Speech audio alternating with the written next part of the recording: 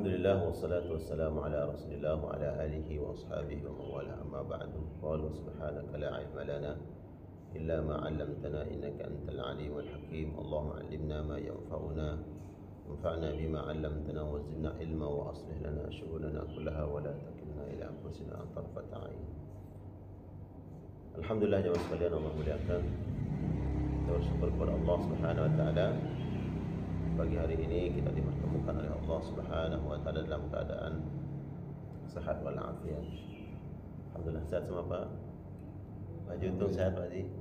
Sehat. Alhamdulillah. Sehat semua. Semoga Allah Subhanahu wa taala senantiasa menjaga kesehatan kita. Kalau ada keluarga yang sakit, yang kurang sehat, disembuhkan oleh Allah Subhanahu wa taala. Segala penyakit Allah jadikan sebagai pelebur dosa, insyaallah. Kita sampaikan selawat salam kepada Nabi Muhammad SAW, kepada keluarga dan seluruh sahabat Nabi SAW. Dan insyaallah kita semua kelak dilayakkan oleh Allah Subhanahu wa taala mendapatkan syafaat Rasulullah SAW. Daripada pertemuan yang lalu kita sudah tuntas ya soal Fatihah. Sudah selesai? Belum?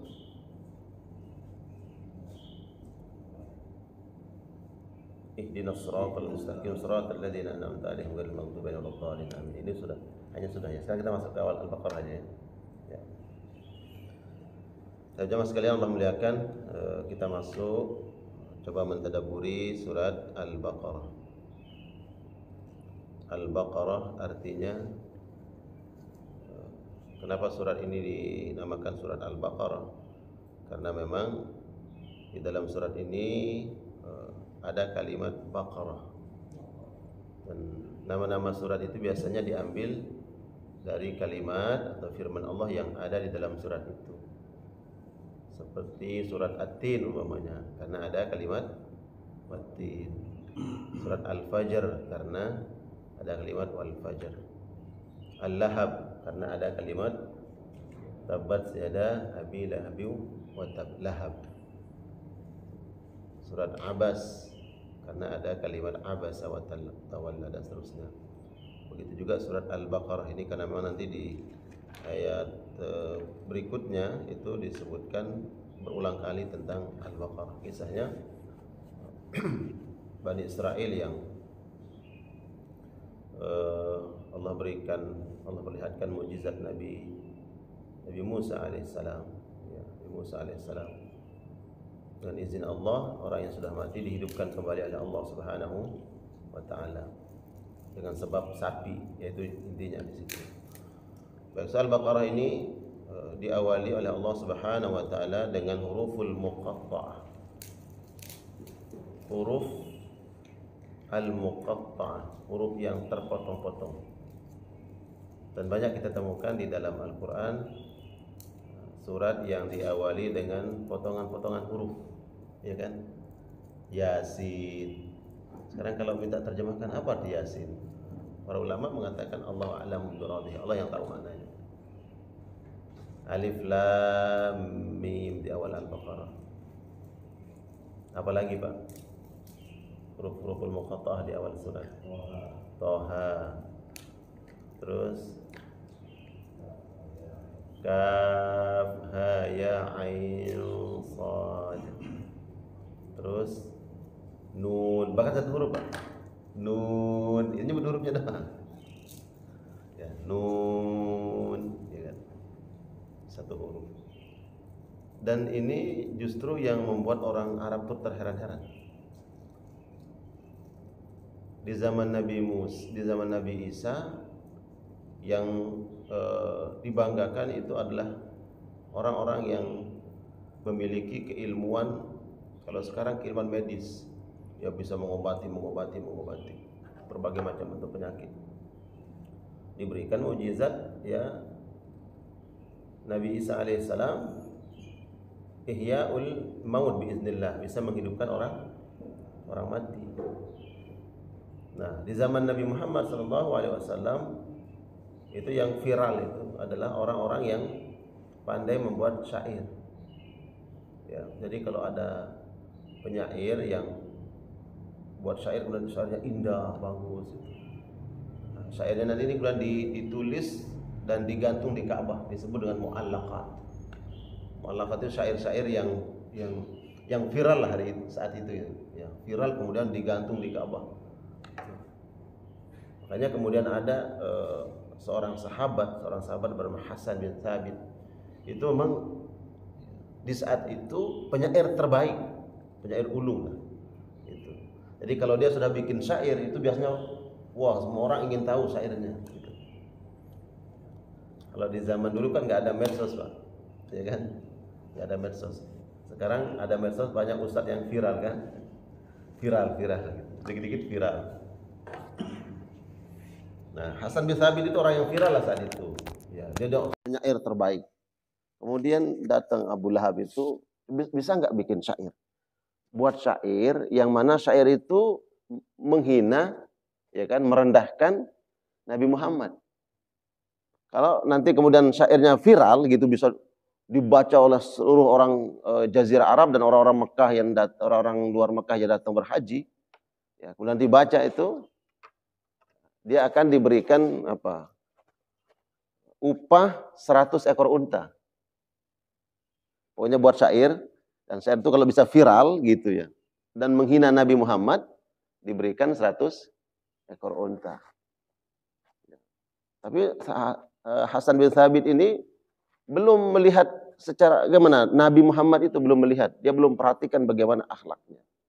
Dan dia tungguin ya, di sebuah jabal gunung yang biasa dilewati oleh Nabi gitu kan. Kalau Nabi SAW beraktivitas, ada jalan yang biasa dilewati Nabi, dia tungguin di situ. Dia tetap, dia lihat kapan lewat Nabi Muhammad.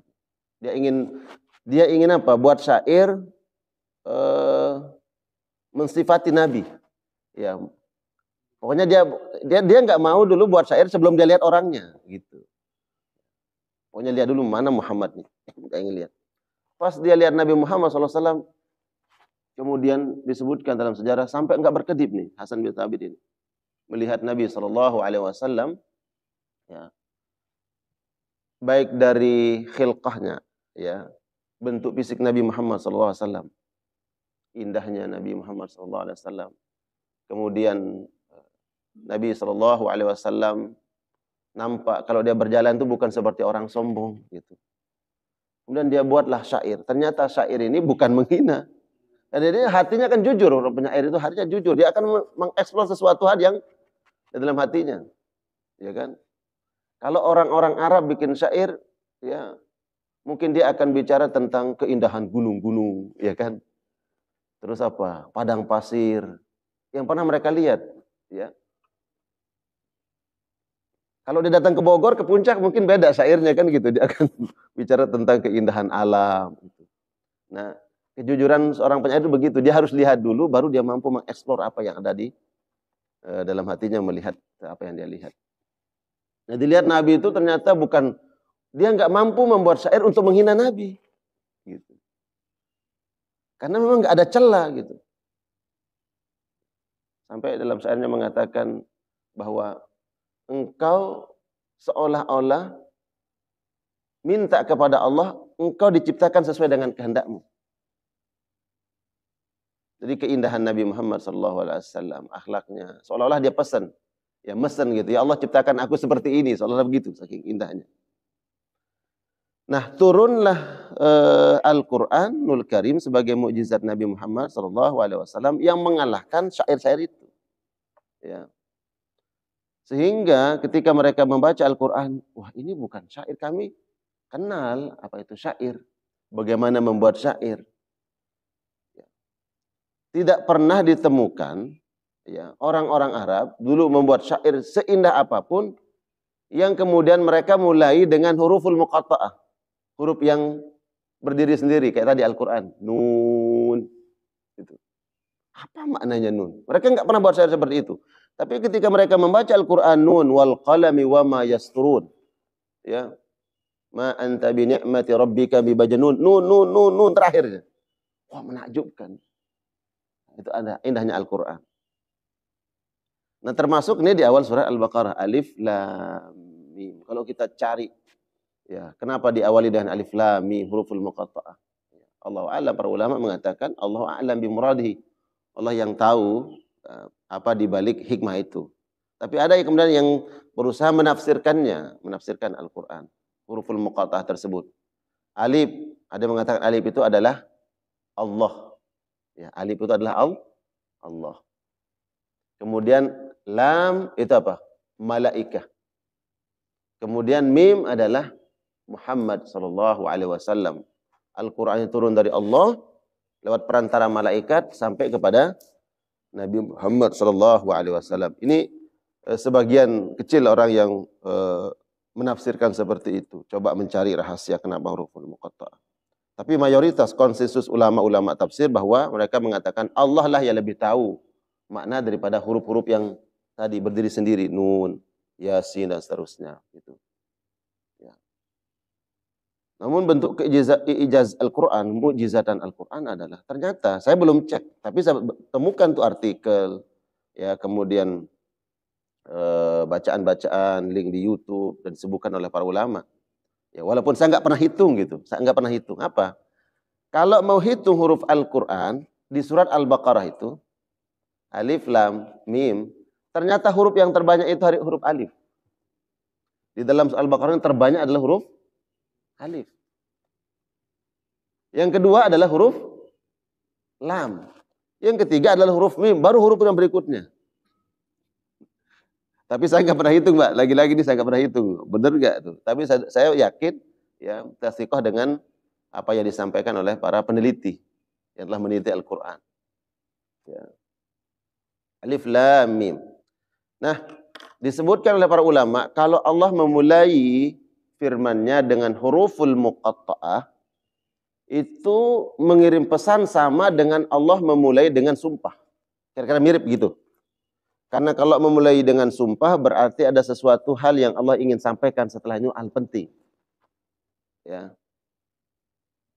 Ya, di dalam Al-Qur'an banyak kan sumpah. Wattin, wazaitun, waturi sinin, wa hadzal baladil amin. Itu sumpah tuh. Nah, setelah sumpah itu ada hal penting yang Allah sampaikan. Manusia, kau ini makhluk yang mulia. Nah, itu poinnya di situ. Ya, wal asri. Allah bersumpah dengan waktu. Hati-hati. Apa nih yang Allah sampaikan? Innal insana lafi khusr. Hati-hati kalian akan rugi. Nah, sama nih dengan huruful muqatta'ah. Ada sesuatu hal yang penting yang Allah ingin sampaikan setelah huruful muqatta'ah, huruf yang terpotong-potong. Alif lam mim. Apa itu? Dzalikal kitab. Apa yang kau pegang ini? Apa yang kita baca ini? Apa yang sedang kita tadabburi ini? Dzalikal kitab. Kitab ini. Nah, berarti suatu hal yang apa? Penting. Dalam bahasa Arab, kalau sesuatu hal yang dekat, ini dekat. Nah, maka kata tunjuknya atau isim isyarah dalam bahasa Arab itu harus menggunakan hadza dulu. Ya, hadza atau hadhihi. Kalau qalamun muzakkar hadza, ya kan? Ini hakibatun, hakibah umpamanya. Pakai hadhihi karena ada ha ta marbuthahnya. Hadza ini, hadzal qalam, hadzal ma, hadzal jawal. Nah, gitu. Hadhihi as-saa'ah, ini jam. Itu isim isyarahnya, kata tunjuknya pakai hadza atau hadhihi kalau dekat. Kalau dia jauh, dzalika. Ya, dzalika al-qalam atau tilka as-saa'ah, itu jam. Nah, kenapa Al-Quranul Karim, padahal nih Al-Quran yang kita baca, kalau baca membawa mushaf kan depan, dekat dengan kita kan, mestinya hadza. Al-Quran ini nggak jauh. Kenapa Al-Quran menggunakan kalimat dzalikal kitab? Ya, para ulama mengatakan ini menunjukkan adalah tempat daripada Al-Quranul Karim dipelihara oleh Allah Subhanahu wa Ta'ala, dijaga. Di mana? Di lauhil mahfuz. Ya, satu tempat yang, ya tentunya zalika jauh. Ya, di lauhil mahfuz Al-Quran ini terjaga. baru kemudian diturunkan oleh Allah Subhanahu wa taala jumlatan wahidah secara keseluruhan di malam Lailatul Qadar. Setelah itu Al-Qur'an diturunkan berangsur-angsur ya kepada Nabi Muhammad sallallahu alaihi wasallam selama 23 tahun, kurang lebih 23 tahun berangsur-angsur. Yang pada intinya adalah Al-Qur'an ini di Lauhil Mahfuz dijaga oleh Allah Subhanahu wa taala. Hanya kemudian disitulah tempat utamanya Dzalikal kitab, Alkitab. Nah, Alkitab yang dimaksud di sini adalah Al-Qur'anul Karim. Ya, bukan Alkitab yang jadi rujukan, pegangan, panduan orang-orang Nasrani yang disebut dengan Alkitab. Dzalikal kitab. Dzalikal kitabu la raiba fi. Nah, ini hal penting yang Allah sampaikan. Al-Qur'an ini la raiba fihi, ay la syakka fihi. Tidak ada keraguan pada Al-Qur'an.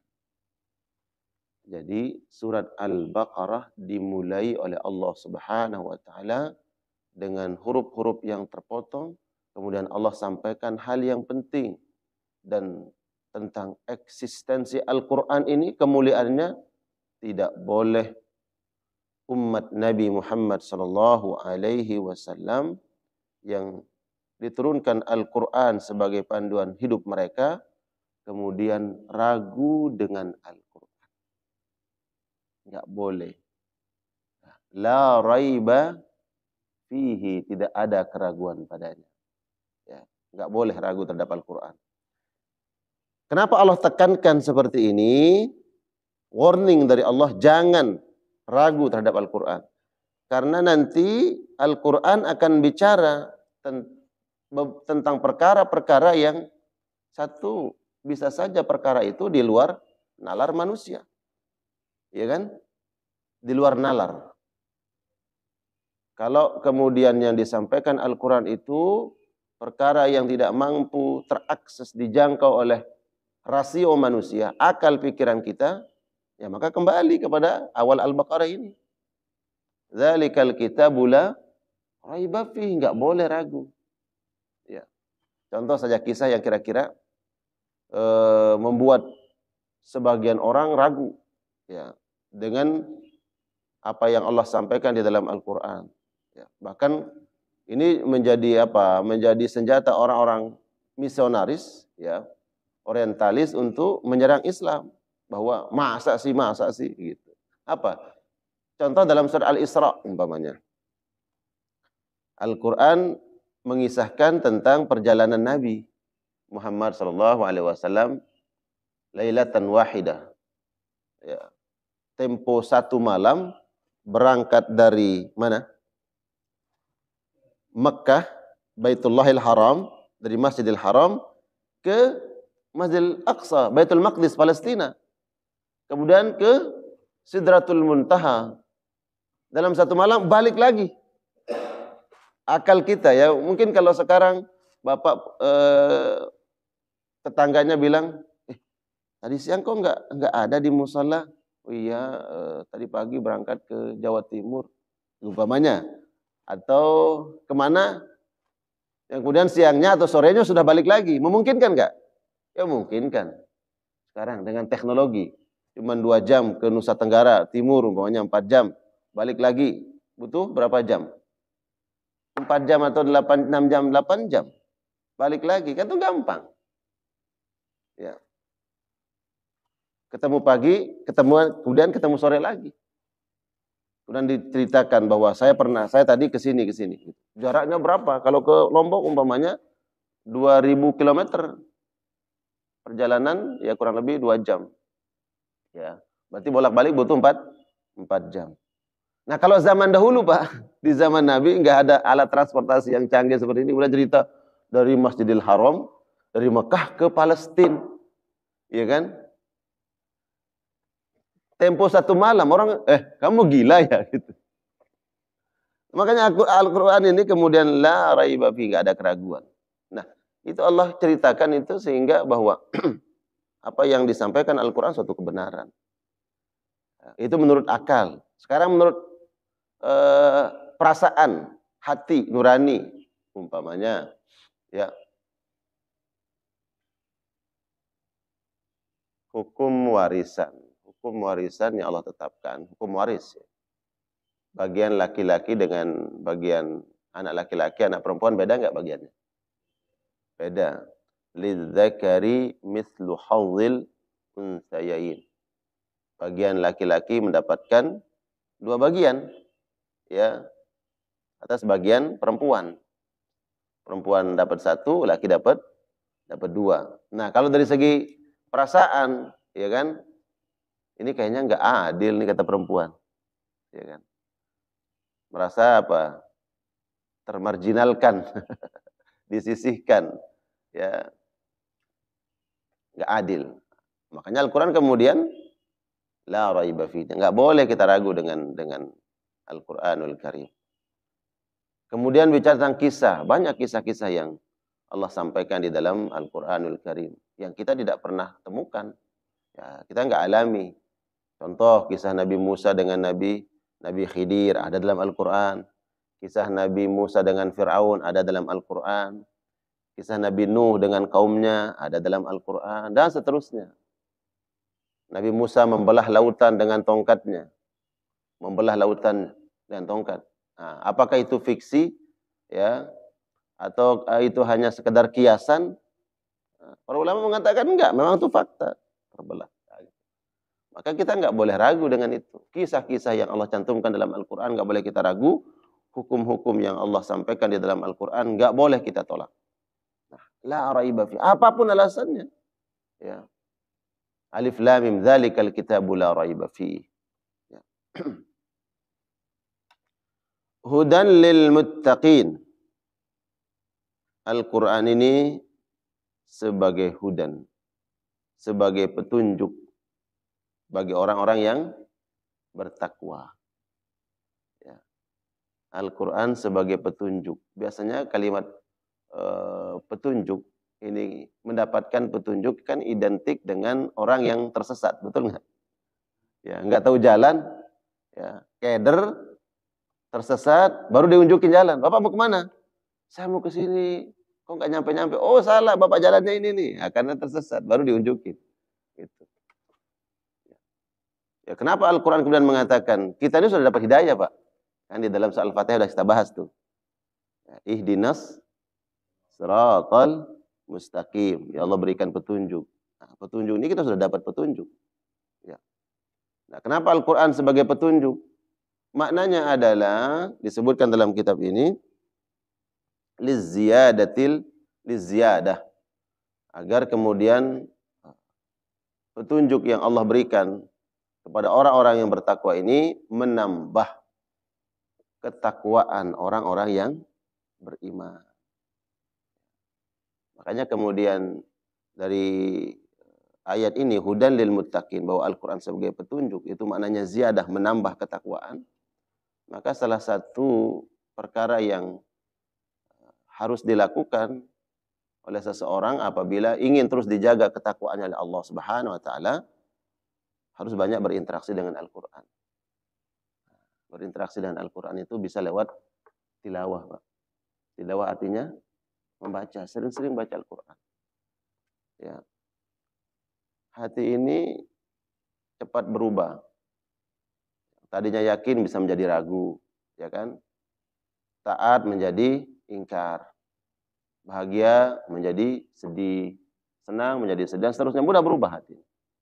Nah, makanya kemudian agar terus hati kita dijaga ketakwaannya oleh Allah Subhanahu wa taala, maka salah satu yang harus dilakukan adalah banyak berinteraksi dengan Al-Quranul Karim. Di antara cara interaksi adalah membaca. Kedua, mentadabburi. Yani kita sedang mentajdid nih, sedang memperbaiki dan menguatkan ketakwaan kita kepada Allah Subhanahu wa taala. Hudan lil muttaqin, Al-Quran ini sebagai petunjuk bagi orang-orang yang bertakwa. Maka agar ketakwaan kita senantiasa dijaga, ya, dilindungi oleh Allah, ketakwaan kita ini, maka salah satu caranya apa? Berinteraksi dengan Al-Quran. Kemudian Kemudian makna takwa adalah terjaga. Terjaga dari segala macam keburukan. Ya. Orang yang bertakwa, orang yang terjaga dan dijaga oleh Allah Subhanahu wa taala. Baik terjerumus ke dalam maksiat, dijaga oleh Allah, atau perkara-perkara yang buruk yang memudaratkan orang tersebut, orang yang dijaga oleh Allah, nah ini orang yang disebut muttaqin. Orang yang dijaga. Berarti kalau kita ingin mendapatkan penjagaan dari Allah Subhanahu wa taala dari perkara-perkara yang buruk, ya, maka gunakanlah atau jadikan Al-Qur'an ini sebagai benteng, sebagai perisai, sebagai pelindung. Al-Qur'an ini pelindung, Pak. Al-Qur'an ini penjaga kita. Baik dari hal-hal yang zahir ataupun yang batin atau yang gaib. Ya. Al-Quran bisa menjaga. Saya pernah dapat cerita gini, ada orang guru ngaji, Pak. Guru ngaji selalu bawa, ya guru ngaji Pak bawa Al-Quran. Kita ada Al-Quran di rangselnya tuh. Kemudian naik kereta. Naik kereta. Nah, di gerbong dia naik kereta ini terjadi pencurian. Ya. Pencurian, kemudian dia tertuduh. Tertuduh nih orang. Sampai yang namanya masa, Pak. Wah, kan ada orang yang kemudian melakukan tapi dia nuduh orang kan. Oh ini ambil ini, berarti yang ambil. Ada lagi temannya, kamu yang ambil ya, kamu yang ambil. Tadi nggak ambil apa-apa, Pak. Banyak kan kejadian begini, Pak. Betul nggak? Ya nuduh orang padahal dia nih yang pencurinya. Dia yang jambret yang ngambil. Dia tuduh orang. Akhirnya dia nggak bisa bela diri. Enggak, saya nggak pernah lakukan. Dibuka tasnya, Pak. Dibuka tasnya. Buka tasnya bukan apa-apa. Dapat apa, Pak? Buka Al-Quran. Subhanallah. Gara-gara Al-Quran dalam tasnya itu, Pak. Wah, ini dia bawa Al-Quran. Emang kira-kira ini pencuri atau gimana? Gitu. Pencuri bawa Al-Quran. Enggak. Saya nggak pernah, Pak, nggak pernah. Bukan saya, mungkin orang lain. Dibuka tasnya Al-Quran. Oh, ternyata guru ngaji, Pak. Itu secara contoh-contoh apa ya, sederhana bahwa dengan dekat secara fisik dengan Al-Quran terjaga. Bagaimana kemudian kalau Al-Quran itu senantiasa kita baca,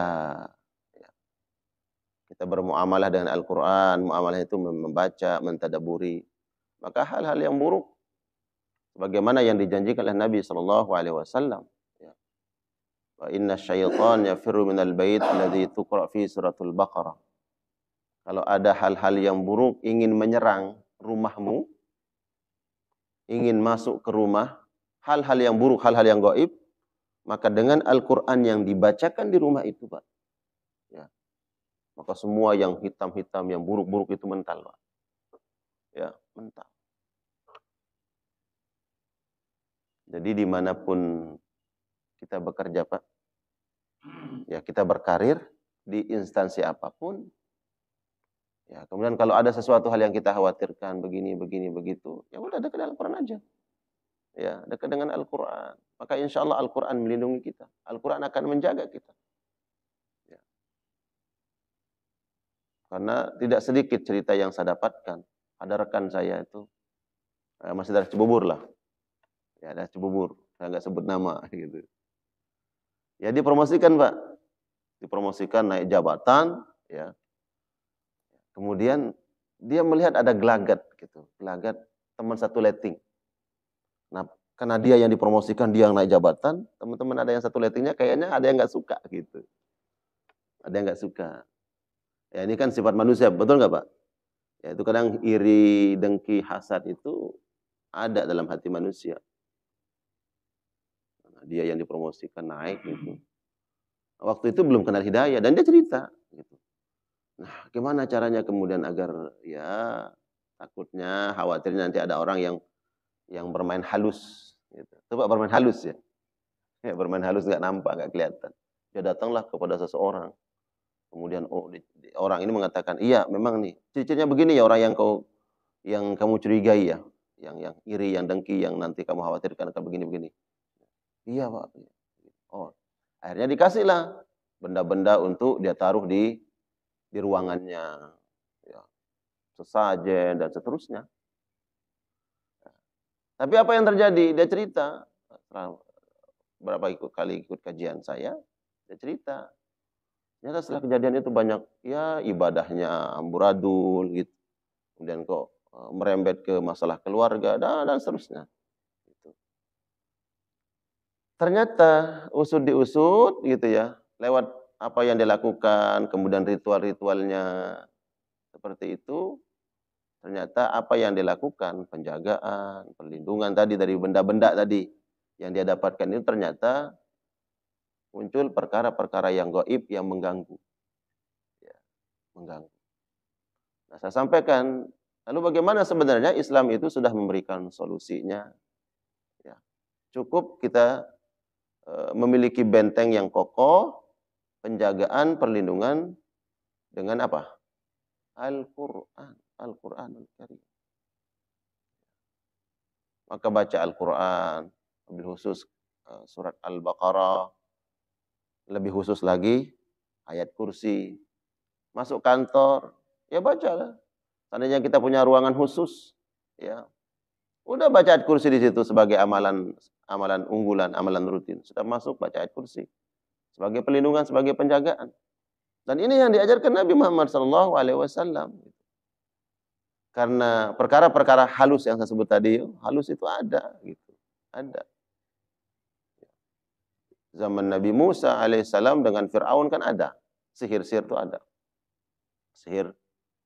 Sihir penyihir Fir'aun. Kemudian bahkan dikisahkan Nabi SAW pun pernah kena sihir. Nah, jadi jamaah sekalian Allah muliakan, Al-Quran ini sebagai petunjuk, sebagai hidayah, sebagai pembimbing untuk kita. Maka gunakanlah Al-Quran ini sesuai dengan apa yang Allah perintahkan. Di antaranya, kita gunakan ya, Al-Quran sebagai perlindungan, sebagai penjagaan. Contoh, Nabi SAW membaca surat-surat perlindungan, Pak. Surat-surat perlindungan. Apa yang dihafal surat perlindungan? Al-Ikhlas, terus Al-Falaq, An-Nas. Nah, ini surat-surat perlindungan. Dan pendek, agar semua umat Nabi gampang, mudah untuk menghafalnya. Coba surat perlindungan itu harus full Al-Baqarah. Ya kan? Nabi berikan opsinya nih, ada surat-surat pendeknya. Al-Ikhlas, Al-Falaq, An-Nas. Ya. Bagaimana cara penggunaannya? Aisyah Ummul Mukminin meriwayatkan Nabi itu setiap mau tidur membaca surat-surat perlindungan Al-Mu'awwidzat atau Mu'awwidzatain, yaitu Al-Falaq, An-Nas dan Al-Ikhlas. Nabi baca Qul huwallah dan Al-Falaq, An-Nas, tiup tangan. Setelah tiup tangan, usap dari bagian tubuh yang terjangkau. Dalam riwayat dari wajah. Kalau terjangkau bisa dari tengkuk. Nah, usap dari tengkuk, wajah, sampai dada, nyilang dada, usap seluruh kaki. Dalam riwayatnya dari wajah berarti turun ke dada, nyilang, udah sampai ke kaki. Dan Nabi lakukan ini sebagai penjagaan. Bayangkan, Nabi yang maksum, yang terjaga, ibadahnya cukuplah sebagai pelindung, malaikat melindungi dia, tapi juga baca gitu. Nah kita Pak, ya, ibadah kita Allahu a'lam bishawab, malaikat siapa yang menjaga kita selain Raqib Atid, ya, yang mencatat, kemudian ada malaikat-malaikat yang menjaga kita. Ya. Lalu malaikat apa lagi yang menjaga kita nggak tahu. Nah kalau kita baca seperti ini, maka insya Allah ini menjadi sebuah benteng, sebagaimana Nabi SAW melakukan itu. Dan Nabi mengajarkan kepada keluarganya. Nabi ajarkan tuh, saking pentingnya. Tidaklah Nabi mengajarkan itu, melainkan sesuatu yang penting sebagai penjagaan perlindungan. Ketika hendak tidur, baca. Nah kalau orang tidur Pak, Allahu yatawaffal anfusa hina mautiha wallati lam tamut fi manamiha. Ya tidur ini sebenarnya kita sedang latihan mati, Pak. Ya kan? Setengah matilah tidur. Apalagi Bapak pulang kerja, dinas, jam larut malam, capek umpamanya. Sampai rumah langsung brok tidur, ya kan? Saking capeknya udah nggak sadar, Pak. Gimana kalau lupa kunci pintu, kemudian malu masuk, ya kan? Maling ngambil perabotan-perabotan harta-harta di rumah tuh nggak sadar, saking capeknya kira-kira gitu. Nah begitu juga ketika kita tidur nih, kemudian kalau kita nggak membentengi nih diri kita, bisa saja kemudian perkara-perkara yang halus tadi itu bisa masuk ke dalam tubuh kita.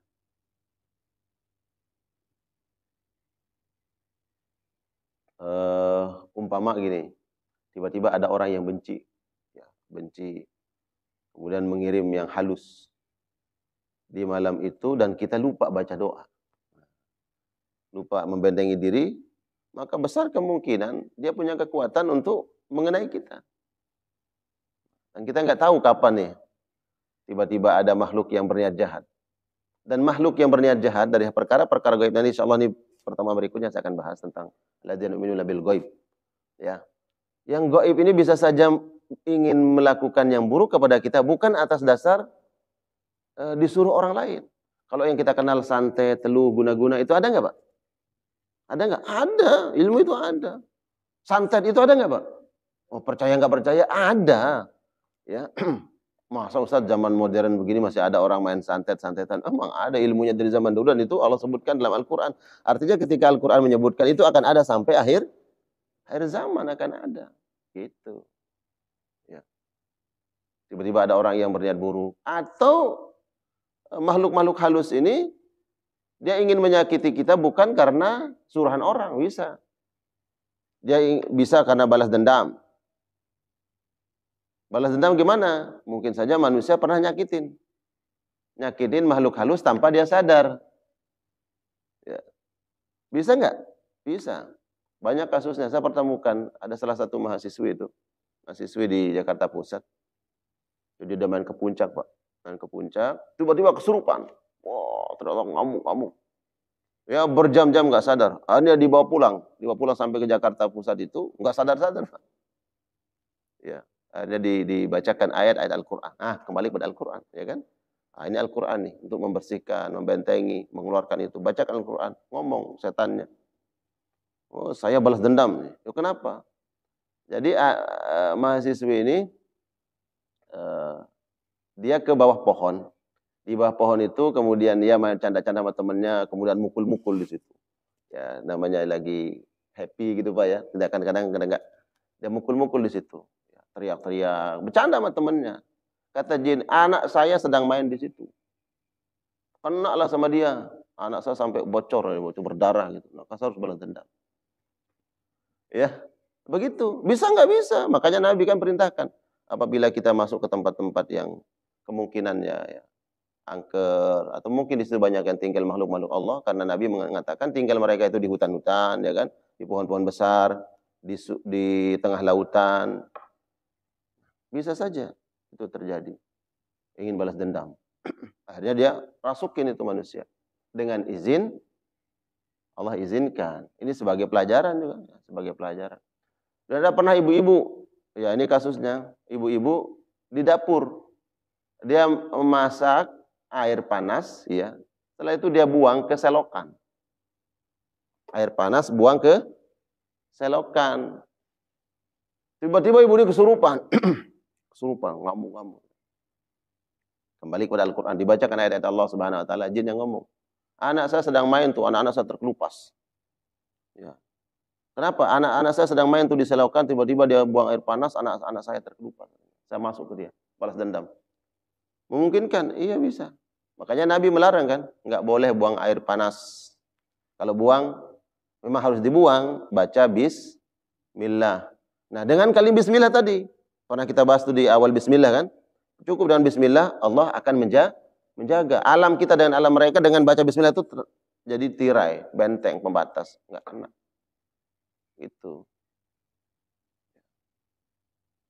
Jadi dengan doa itu kemudian Nabi larang kita buang air panas di lubang, Laki-laki nggak boleh kencing di lubang. Ya kalau ada lubang tuh, Bapak dulu kita waktu kecil sering kayak gitu Pak ya. Kita senang waktu kecil tuh suka, mohon maaf, kencing tuh di lubang tuh. Ya, ya. Apa sebab? Bisa saja di situ adalah makhluk Allah, binatang, ya kita menyakiti binatang. Kedua, bisa saja ada makhluk yang tinggal di situ, dari makhluk halus. Mereka tinggal di lubang-lubang. Ya, di tanah mereka tinggal. Nggak boleh. Kemudian ketika membuang sampah itu ya jangan sembarangan gitu. Kalau kita nggak tahu kalau bahasa apesnya Pak, gitu. Apesnya kan nggak ada sebenarnya, ya Allah takdirkan saja. Ya, nggak tahu apesnya tiba-tiba, selama ini saya biasa aja kok Ustaz buang sampah, nggak pakai bismillah segala macam. Tapi kita nggak tahu saat kita buang itu ada makhluk gaib di situ. Ya, karena bangsa jin itu makan dari sisa-sisa makanan kita Pak. Tulang belulang nih kita makan pecel ayam, ya kan? Kita makan dagingnya, tulangnya dibuang kan tulangnya. Nah, dibuang. Nah, itu dimakan, Pak. Itu makanan dari saudara kalian bangsa jin kata Nabi. Sisa-sisa makanan. Sedangkan sisa-sisa makanan itu banyak di mana, Pak? Tempat-tempat sampah. Hanya buang sampah dengan membaca bismillah. Gitu. Selama Ustaz nggak ada apa-apa kok saya buang sampah dengan nggak baca bismillah. Ya alhamdulillah. Kalau nggak kejadian kan, jangan sampai udah kejadian baru gitu. Menyesal. Nah, jadi hudan lil muttaqin sebagai petunjuk bagi orang-orang yang bertakwa. Bagaimana menggunakan Al-Qur'anul Karim. Al-Qur'an perintahkan kita untuk menjadikan dia sebagai syifa. Gunakan Al-Qur'an sebagai syifa. Nanti bisa cek di dalam surat Al-Isra ayat 82. Allah Subhanahu wa taala berfirman, "Wa nunazzilu minal Qur'ani ma huwa shifaa'un wa rahmatul lil mu'minin." Dan kami turunkan Al-Qur'an ini sebagai syifa, sebagai obat. Awal Al-Baqarah kita baca, Al-Qur'an ini tidak ada keraguan padanya. Al-Isra ayat 82, Al-Qur'an ini sebagai syifa, sebagai obat. Pertanyaannya, pernah Pak praktek? Pernah coba? Pernah amalkan menggunakan Al-Qur'an sebagai syifa? Sebagai obat? Pernah enggak? Pak Judu pernah enggak? Contoh gini, ya Allah saya sakit, kemudian, oh ya kan Al-Qur'an sebagai syifa. Tak bacain dulu lah. Bismillahirrahmanirrahim. Alhamdulillah rabbil alamin, arrahmanir rahim, maliki yaumiddin. Iyyaka na'budu wa iyyaka nasta'in. Sampai selesai Al-Fatihah. Bismillah, kan Al-Qur'an sebagai sifat. Minum. Pernah lakukan itu, Pak? Hah? Pernah enggak? Alhamdulillah. Ya. Alhamdulillah kalau kita pernah lakukan, berarti kita mengamalkan Al-Qur'an. Ya, petunjuk Al-Qur'an ya gunakan sebagai sifat. Barulah kemudian udah kita minum masih sakit, baru nanya ke istri, apa masih obat yang di sana? Nah, ada obat karena masih penyakit, ada sakit. Silakan. Mau berpikir tentang dokter, tapi coba gunakan doa Al-Qur'an. Pernahkah di rumah kita nih air galon yang biasa kita minum sekeluarga, pernah nggak bacakan Al-Fatihah di situ? Setelah bacakan, baru taruh galonnya buat diminum. Pernahkah kita lakukan itu? Padahal kan Al-Quran itu sebagai wiqayah, sebagai benteng pelindungan. Ya, mungkin jarang ya. Jarang kita lakukan itu. Nah setelah ini lakukan. Kan cuma sebentar, Al-Fatihah butuh berapa menit. Buka galonnya, bacakan dulu, baru minta mbaknya. Atau siapa tuh yang biasa naruh, atau kita yang taruh. Taruh tuh, kita minum. Alhamdulillah. Berarti yang kita minum, pagi, siang, sore yang diminum oleh anak kita, keluarga kita, adalah air yang sudah dibacakan Al-Quran. Butuh berapa menit? Al-Fatihah butuh berapa menit? Enggak sampai 2 menit Al-Fatihah baca. Bahkan mungkin enggak sampai 1 menit. Ya kan? Udah setelah itu baca Al-Fatihah sekali. Apalagi 7 kali. Subhanallah. Ada tuntunannya dari Nabi SAW. Baca 7 kali. Ya, bukan hentak-hentak kaki 7 kali, Pak. Ya kan? Baca Al-Fatihah 7 kali. Ya, minum air tersebut. Maka insya Allah, kalau seandainya nih, ada hal-hal yang buruk dalam hati kita atau dalam fisik kita, dibersihkan oleh Allah Subhanahu wa taala dengan Al-Qur'an. Ya. Ya Allah, Al-Qur'an ini mulia Pak dari sisi apapun. keutamaannya luar biasa dari sisi dan untuk apapun. Ya. Lau anzalna hadzal Qur'an ala jabalin la ra'aitahu khashi'an mutasaddian min khasyatillah. Baik, secara tajwidnya. Lau anzalna hadzal Qur'ana ala jabalin la ra'aitahu khashi'an mutasaddian min khasyatillah wa tilkal amthalu nadribuha lin-nasi la'allahum yatafakkarun. Kalau seandainya Al-Qur'an ini, kata Allah, kami turunkan, kami perlihatkan ke gunung, kami turunkan Al-Qur'an ini ke gunung, kamu akan lihat gunung itu akan luluh lantak. Dia akan hancur. Ya. Seperti gunung es, kemudian dia akan leleh, hancur karena takut kepada Allah, mendengar ayat-ayat Allah. Itu gunung yang kokoh, Pak. Ya. Gunung yang kuat. Bagaimana kemudian ada yang kecil di sini dalam hati kita, dalam tubuh kita, dalam fisik kita. Ya, yang kerdil, yang kecil, enggak sekuat gunung yang kokoh itu. Kemudian dibacakan Al-Quran, masuk ya air yang sudah dibacakan Al-Quran, maka insya Allah dengan penuh keyakinan, ya Allah, Al-Quran saja kalau seandainya diturunkan ke gunung, gunung itu kan hancur. Ya Allah, aku bacakan Al-Quran ke air ini, kalau ada hal-hal yang buruk, penyakit-penyakit dalam tubuhku, ya Allah, hancurkan ya Allah. Niatkan seperti itu, gunakan dia sebagai syifa, maka insya Allah. Pernahkah kita lakukan seperti ini? Ini Al-Quran yang Allah tidak berikan kepada umat yang lain. Hanya diberikan kepada kita umat Nabi Muhammad SAW dengan penuh kehikmahan, keutamaannya. Ya. Al-Quranul Karim. Jadikan dia sebagai syifa. Wa nunazzilu minal Qur'ani ma huwa syifa. Ayat berapa? Surat apa tadi? Ayat 82 surat Al-Isra. Al-Quran menceritakan tentang dirinya sendiri. Bahwa Al-Quran adalah syifa. Nah, apapun penyakit, ikhtiar aja, Pak. Yang punya penyakit, ikhtiarkan dengan Al-Quranul Karim. Ya. Umpamanya mah kronis, ya udah kita berpikir tentang obat, berpikir tentang dokter, ya itu manusiawi dan itu syariat, diperbolehkan. Tapi jangan lupa kemudian Al-Quran. Nah, bacakan Al-Quran, ya Allah, ini lambung saya, kata dokter, lambungnya lagi kurang sehat, kurang bagus. Ya. Kalau kita minum, langsung masuk di ke lambung kita air ini. Maka insya Allah, biiznillah, dengan izin Allah, kun fayakun. Kalau Allah berkehendak, mudah. Apalagi kemudian kita gunakan sesuai dengan petunjuk Allah Subhanahu wa Ta'ala, petunjuk Al-Quran. Nah. Hudan lil muttaqin. Saya ingin bahas dua ayat aja. Ini Alif Lam Mim ayat pertama dan ayat kedua, dzalikal kitabu la raiba fi. Al-Qur'an ini tidak ada keraguan padanya, ya. Jadi mulai pagi hari ini kita menambah lagi keyakinan kita. Keyakinan kita terhadap Al-Qur'anul Karim. Bahwa apa yang disampaikan Al-Qur'an merupakan al-haq, kebenaran, dan hukum-hukum yang ada di dalam Al-Qur'an itu hukum Allah. Dan hukum Allah lah yang terbaik. Hukum Allah yang terbaik. Hukum manusia, silahkan ada hukum manusia. Nah, hukum manusia ini diambil dari hukum Allah. Ada orang, kemudian ada undang-undang hukum yang diambil juga dari Al-Quranul Karim. Ya. Hukum positif kita ada yang diambil dari Al-Quranul Karim. Ya. Nah, jadi kalau seandainya ada hukum, ya ada hukum jamaah sekalian Allah muliakan, ada hukum-hukum yang kiranya bertentangan dengan Al-Quranul Karim, kita yakini bahwa Al-Quran lah yang terbaik. Ya kan? Dzalikal kitabu la raiba fi hudan lil muttaqin, enggak ada keraguan padanya. Baik, sudah terbit belum? Waktu syuruk? Belum ya? Baik. Oke, sambil menunggu waktu syuruk. Ada yang ingin bertanya? Pak Haji? Pak Haji Untung? Barakallah. Saya kembali ke Al-Fatihah. Al-Fatihah, Masya Allah.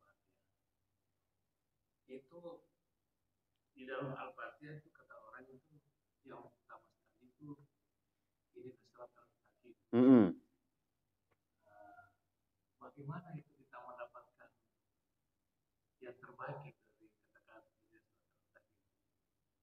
apakah ada kaitannya dengan ketakwaan kita atau apa ya ketakwaan itu lah utama lah dalam menjalankan Islam sehingga kita apa pilih siapa pilih itu yang utama lah tidak selalu mustaqim.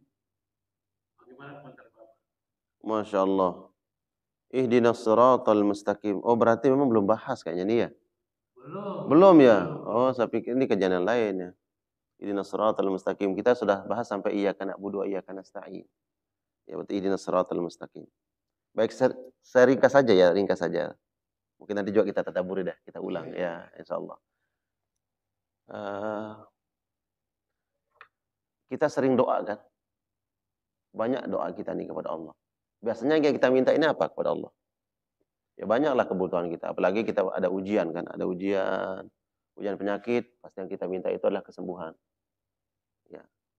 Orang yang sedang terhimpit masalah rezekinya, pasti yang lebih dia prioritaskan doanya itu adalah masalah rezeki dan seterusnya. Ya. Ya memang seperti itulah. Kalau seandainya ada orang yang terhimpit rezeki, ya kemudian ada orang yang sakit. Nah, orang yang sakit ini kalau diberikan pilihan, mau nggak saya kasih kamu satu hal tapi pilih dari dua hal. Kalau orang sakit, kamu saya beri kamu kesembuhan atau harta, gitu. Ya, orang pasti milihnya sembuh. Kalau seandainya penyakit itu membawa kepada kematian, maka dia pilihlah kesembuhan. Nah, kita banyak berdoa memohon kepada Allah Subhanahu wa taala. Para ulama mengatakan tidak ada doa terbaik, Pak. Tidak ada doa terbaik. Kalau tadi saya sebutkan ada orang minta kesembuhan, ada yang meminta harta dalam doanya, ada yang minta dibebaskan dari ujian hidupnya dan seterusnya. Dari seluruh permohonan itu tidak ada doa terbaik, tidak ada permohonan terbaik, melainkan meminta hidayah, petunjuk. Ihdinas siratal mustaqim. Makanya kemudian Allah sebutkan di sini tentang permohonan itu adalah mohon hidayah. Ihdinas siratal mustaqim. Apa itu hidayah? Itu kan dari pertanyaannya. Memang hidayah itu apa? Hidayah adalah sebuah karunia Allah, nikmat Allah. Allah memberikan bimbingan, tuntunan terhadap hambanya dalam perkara-perkara maslahat akhirat. Tadi kalau minta kesembuhan, Pak. Kalau Bapak sembuh, yakin nggak bahwa nanti dan sembuh alhamdulillah, rajin puasa, rajin ke masjid, rajin baca Quran, belum tentu. Ya kan? Kalau sembuh. Minta rezeki. Sudah dapat rezeki, belum tentu dermawan. Bisa saja pelit, nggak mau bayar zakat, nggak mau infak sedekah, bisa saja. Ya. Karena apa yang diberikan itu belum tentu nanti betul-betul menjadi kebaikan. Saudara tadi minta kesembuhan, belum tentu nanti kesembuhan itu menjadi kebaikan. Ternyata setelah dia sembuh, kumat lagi maksiat. Ya kan? Yang tadinya sering mabuk-mabukan, dia diuji sakit, berhenti dia maksiat. Dia minta agar sembuh. Setelah disembuhkan, mabuk-mabukan lagi. Dan seterusnya. Berarti apa yang kita minta berupa kesembuhan itu belum tentu terbaik. Minta rezeki, tadi saya contohkan minta rezeki. Belum tentu rezeki yang kita minta itu kemudian membawa kita kepada kebaikan. Bisa saja dikasih, ya Allah, murahkan ya Allah rezeki, Allah bukakan. Dikasih lah, dikucurkan, dibuka kerannya, ternyata buat dia maksiat. Ya, poya-poya, ingkar kepada Allah, bisa saja. Tapi kalau minta yang Allah cantumkan di dalam surah Al-Fatihah ini, ihdina, inilah permintaan terbaik. Tidak ada yang lebih baik dari ini. Dan itu enggak saya bawa. Saya sudah menulis bukunya, Pak. Ya, nulis buku. Jamaah di sini belum dapat ya? Belum baik. Saya nulis buku Tadabbur Al-Fatihah, itu sudah terbit Pak bukunya. Dan itu saya cantumkan di situ ya, bahwa saya membaca dalam kitab ini, kitab Taisir Karimur Rahman fi Tafsir Kalamil Mannan, dan beberapa rujukan disebutkan tadi permohonan terbaik itu adalah minta hidayah. Kenapa? Karena hidayah ini semuanya perkara akhirat. Kalau sudah perkara akhirat pasti baik, Pak. Ya, pasti baik. Ihdinas siratal mustaqim. Yang tadinya orang tidak rajin ke masjid, kemudian rajin ke masjid, berarti itu perkara akhirat, pasti kebaikan. Yang tadinya malas-malasan hadir di kajian, tapi setelah itu mendapat hidayah, Pak. Rajin datang ke kajian, menuntut ilmu, membekali diri dan ilmu agama. Yang tadinya tidak menjaga salat berjamaah, akhirnya Allah berikan hidayah. Hidayahnya apa? Allah berikan kekuatan hamba tersebut melaksanakan kewajiban 5 waktu sehari semalam ini secara berjamaah. Itu hidayah. Dan tidak ada pemberian terbaik dari Allah Subhanahu wa taala melebihi hidayah, dan tidak ada permohonan terbaik ya daripada hidayah, tidak ada. Makanya kemudian Allah cantumkan dalam surah Al-Fatihah ini, ihdinas shiratal mustaqim, shiratal ladzina an'amta 'alaihim ghairil maghdubi alaihim waladdallin. Ini kalau kita kaitkan ya. Berarti insyaallah tolong diingatkan ya, tolong diingatkan bulan depan insyaallah berarti saya akan bahas ini nih. Ihdinas shiratal mustaqim, shiratal ladzina an'amta 'alaihim. Kaitannya dengan hidayah, kaitannya dengan nikmat. Apa nih kaitannya hidayah dengan nikmat? Nah, insyaallah ya. Saya ingin tunda dulu Pak Agung apa namanya? Pak Untung. Jawabannya baru sedikit saja jawabannya. Insyaallah pertemuan berikutnya nanti saya akan bahas ya.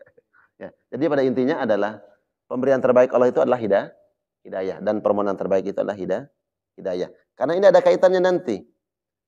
Allah awali surah Al-Fatihah dengan apa? Dengan bismillah. Di situ ada rahmat Allah. Bismillahirrahmanirrahim, rahmat Allah. Kemudian ada hidayah. Kemudian ada an'amta alaihim, itu nikmat. Apa nih hubungan rahmat, hidayah dengan nikmat? Insyaallah ya. Pada pertemuan yang akan datang insyaallah kita akan bahas. Berarti ini lewat berarti Pak, betul. Saya pikir sudah dibahas nih. Ya. Jadi diingatkan nanti Pak Rozi ya dan jamaah bahwa bulan depan insyaallah semoga yang sehat semuanya insyaallah ya. Bapak-bapak semuanya yang hadir kajian ini diberikan sehat oleh Allah dan diberikan kekuatan hidayah. Ya kan berat loh Pak. Duduk di majelis ilmu ini kan berat. Apalagi pagi-pagi kita mau ada jogging gitu kan, ada urusan keluarga dan seterusnya. Kalau bukan karena hidayah nih Pak, kalau bukan karena petunjuk dan hidayah Allah, ya mending ya pulang gitu ya, ngopi di rumah, santai, nanti jogging jalan-jalan. Kira-kira begitu. Tapi ini karena hidayah. Insyaallah kita bahas pada pertemuan yang akan datang insyaallah. Barakallah. Begitu ya Pak Juntung. Ya. Pas 9. Jadi udah waktu syuruk ini udah. Ya. Waktu terbit itu 38.